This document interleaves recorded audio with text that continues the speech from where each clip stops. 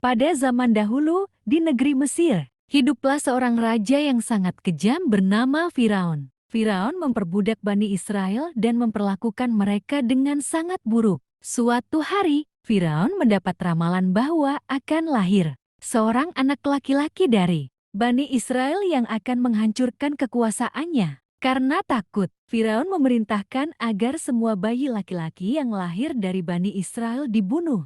Di tengah kekejaman itu, lahirlah seorang bayi laki-laki dari keluarga Bani Israel. Ibunya, Yukabat, sangat khawatir akan keselamatan bayinya. Dengan penuh kepercayaan kepada Allah, Yukabat meletakkan bayinya dalam sebuah peti dan menghanyutkannya di Sungai Nil.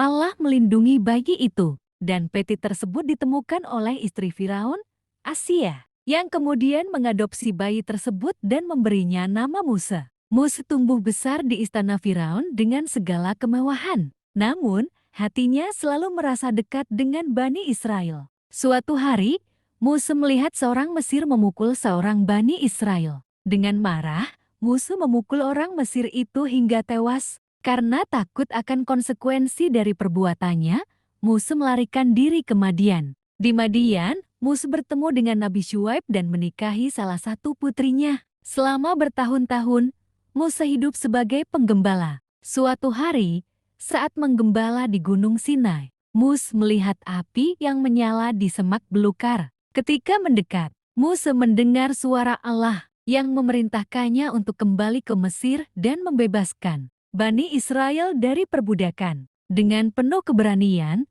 Musa kembali ke Mesir bersama saudaranya, Harun.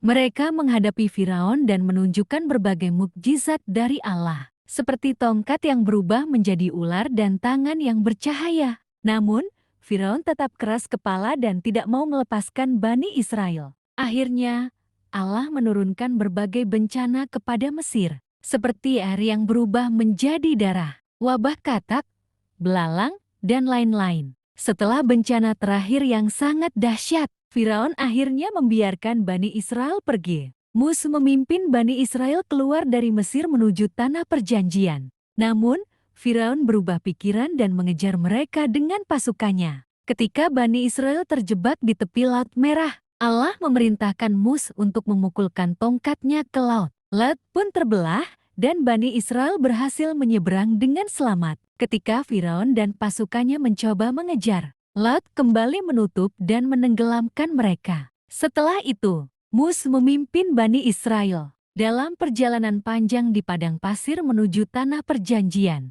di Gunung Sinai. Allah memberikan 10 perintah kepada Musa sebagai pedoman hidup bagi Bani Israel. Meskipun perjalanan mereka penuh dengan tantangan, Musa tetap setia memimpin dan mengajarkan mereka tentang keimanan kepada Allah.